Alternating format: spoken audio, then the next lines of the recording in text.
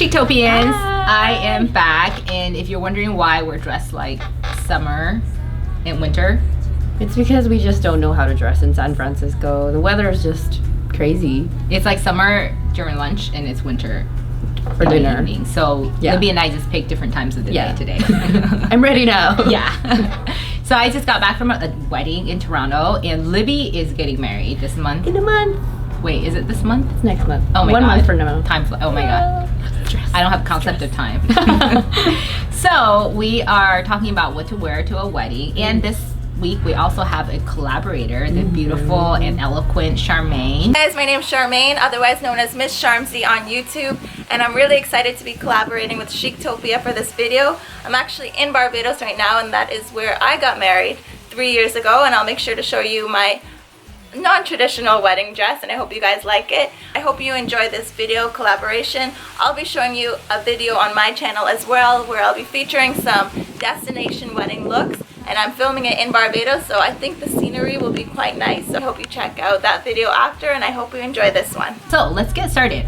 So weddings, the biggest question, indoors and outdoors. What do you wear to like an indoor wedding, and what do you wear to an outdoor wedding? So in my experience, indoor weddings, you generally want to wear something that matches the background of the setting. So if it's pink, you should wear all pink. Yes, well, matching not mean invisible. Oh. So think of colors that matches pink. Okay. Generally, something color block is usually good if it's a more formal indoor hotel setting. Like satin lace all work really well. I hear that satin is also good for indoors because it reflects light better too, right? So That's it'll right. look good in photos. Yeah, I heard that from a wedding photographer Yeah, before. that's right. My go-to look for an indoor wedding is sequins and comfort. I like to pick a silhouette that is really flattering but also comfortable, because you're going to be sitting down for speeches, dancing all night, and you don't want to be picking at your dress all night. Also, sequins just add that extra bit of formal flair without having to try that hard. I've noticed there are more outdoor weddings these days. Yeah, so outdoor weddings, I would generally think about layers because it does get cold at night a lot of times. So I would wear a dress with maybe a cardigan, maybe even a coat or a shawl, so you can wrap around. Oh, yeah, that's smart. Yeah, and outdoor weddings with a little bit more play in pattern. Like florals are popular for outdoor Yes, weddings, right? definitely. What material would you wear to an outdoor wedding? Something, it depends on the season. In the that's summer, right. just something breathy. Mm-hmm. And for shoes, flats are great for long weddings, but not flip-flops. And for oceanside weddings, actually flip-flops are fine. Sandy, right? Sandy, yeah, you don't want to wear gladiator sandals like me. We went to the beach to take some photos, and it took me like 5 minutes to take off my gladiator sandals. And I got sand all over it. Oh, no. Yeah, so that's one tip. For a warm outdoor wedding, it is key to make sure that you are not sweating. So I like to make sure that my arms are out, my legs are out, so I feel nice and breezy, and I'm not so concerned with turning into a sweaty mess. I also love to play up colors and textures in my outfits because during natural lighting, it's the best time to take advantage of it, especially for those photos that you know you're going to take.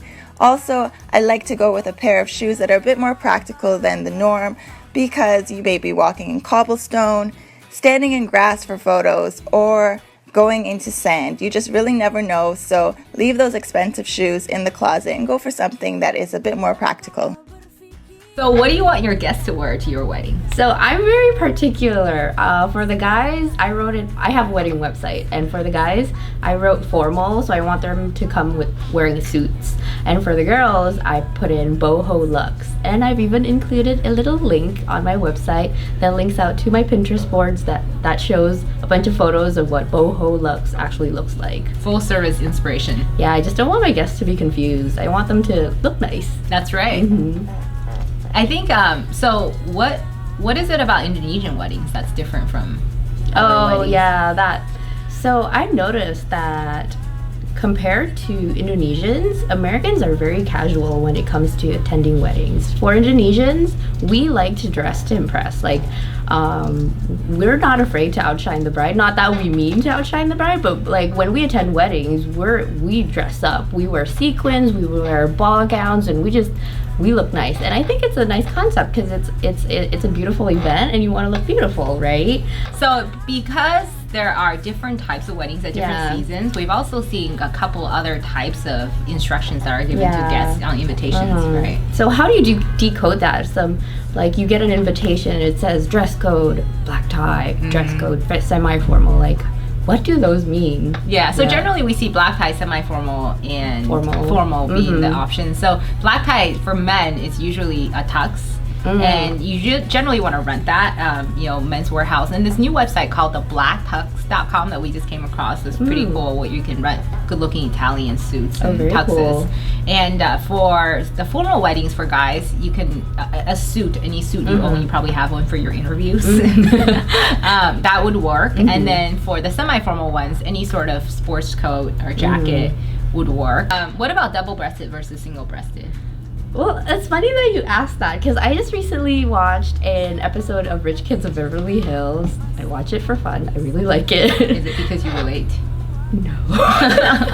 It's just brainless TV I love. Okay. Anyways, so Morgan Stewart and her fiance are planning their engagement party, which is a big deal, and they're talking about what he should wear, and they're having an argument whether he should wear a double-breasted suit or a regular suit, and the fiance is like, well, you can't look broke if you're wearing a double-breasted suit.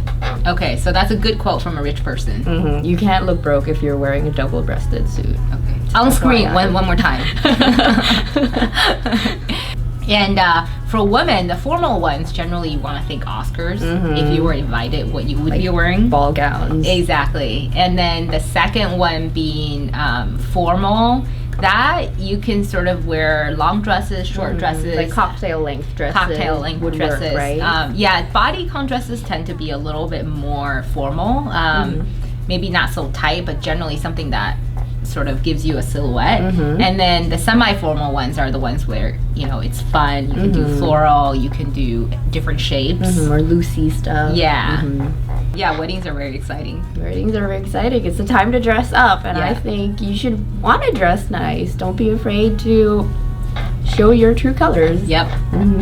Thank you for watching this video, and have us share our experiences about weddings. And don't forget to watch Charmaine's segment. Over to my channel to check out those destination wedding guest looks, and I'll see you over there.